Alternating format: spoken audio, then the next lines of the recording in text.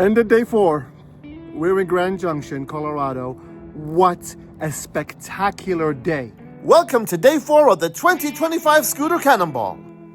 Today we're rolling from Pocatello, Idaho to Grand Junction, Colorado. A journey of 513 miles or roughly 11 hours and 24 minutes of solid riding. Give or take a few bathroom breaks and photo stops.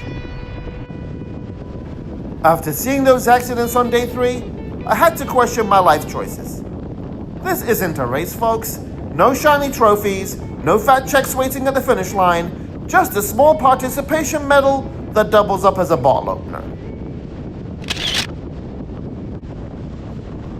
Today I've decided to pump my brakes and slow down, not just on my bike, but on my competitive spirit.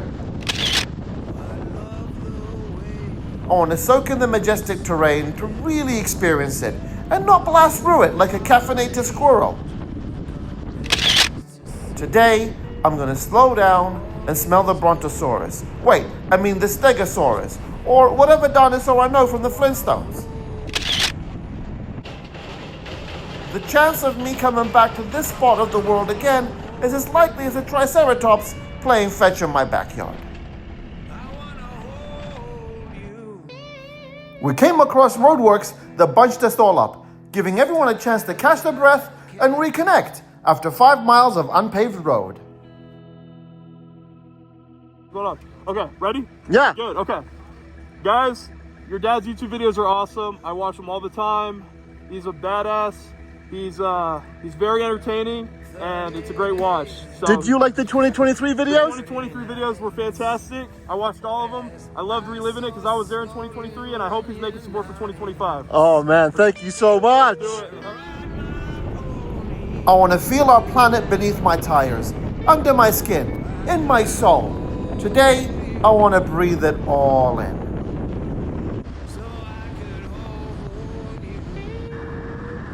The prize is finding the headspace to take a deep breath, look around, and appreciate the giant, wobbling, ancient, rocky thing called planet Earth.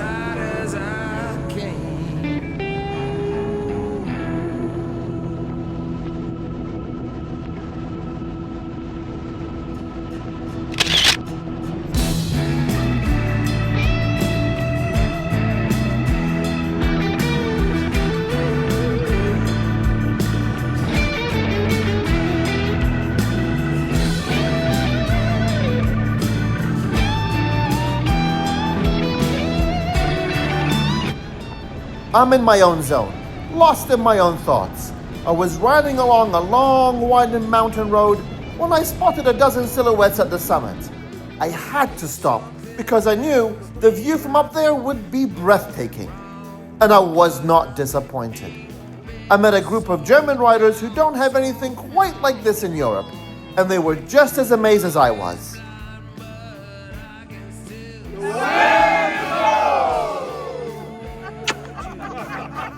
The scenery was absolutely sensational, out of this world. There is no other word to describe it. I mean, I was thinking, what word can I use for the scenery that I saw? Majestic. Absolutely majestic.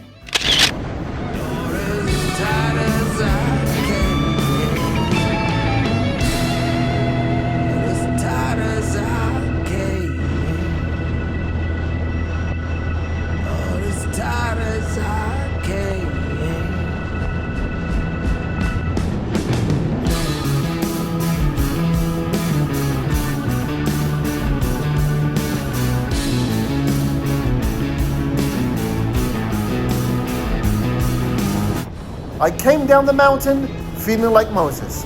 Except, instead of tablets, I came down with my own commandments. And they were pretty simple. Thou must slow the fuck down and enjoy the glory and majesty of everything surrounding you.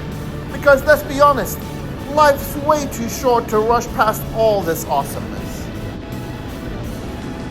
We're approaching the town of Dinosaur, Colorado, near the famous Dinosaur National Monument. That's right, yabba dabba doo! This park is home to over 800 paleontological sites and boasts fossils of numerous dinosaur species, including some whose names I cannot pronounce. Back in 1909, paleontologist Earl Douglas of the Carnegie Museum, made a significant discovery. On August 17th of that year, he uncovered 8 vertebrae of an Apatosaurus, marking the first dinosaur skeleton ever discovered and excavated at the newly established Carnegie Quarry. The surrounding area was officially designated as a national monument on October 4th, 1950.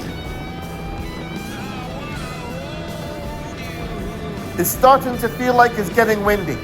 The bike is wobbling and I can see a sandstorm in the distance, and it's getting closer to me quicker than a Tyrannosaurus Rex chasing Jeff Goldblum. It's bleak looking out there. You can't see the sky because it's so cloudy, and it could turn nasty at any moment, and you could also imagine dinosaurs roaming around as well. Right now, I feel like I'm riding into the mouth of a sandstorm and things are looking kind of tricky, and all I can think about is, I'm so glad I slowed down to take a look at that magnificent view.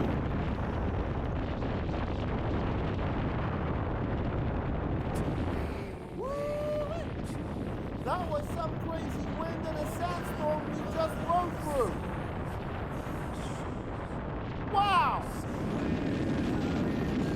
I'm sure glad I left that hell behind, and I only had one more stop to make. It's been a crazy kind of day where I actually stopped and took videos and met other people on the road, and I really enjoyed my day. And I felt enlightened like Moses. So this is the Vespa, the 2020.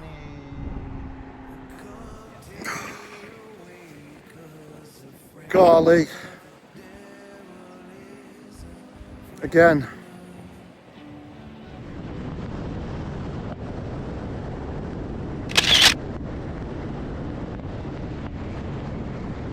The other commandment I learned from this trip is to appreciate the people around you.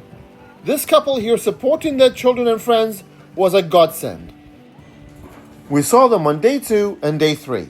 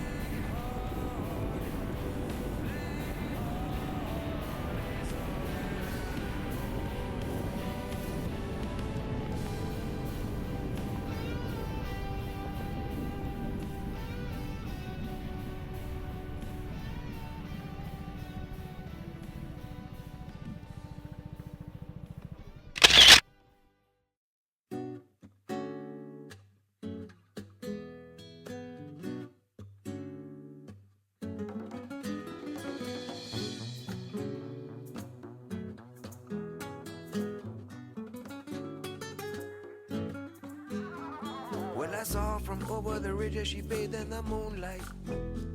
And I thought, but I didn't think twice. I knew it was just right. It was all gonna fall into place, and I thought we had all night. Baila, baila, baila. When I saw her again, she told me she thought that she knew me.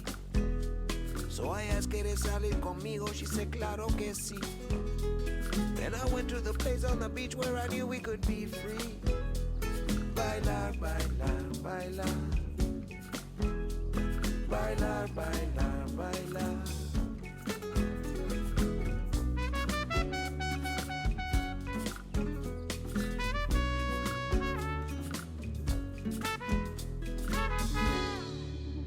all I got to say is you can dance today, but nobody knows if you're gonna be dancing tomorrow.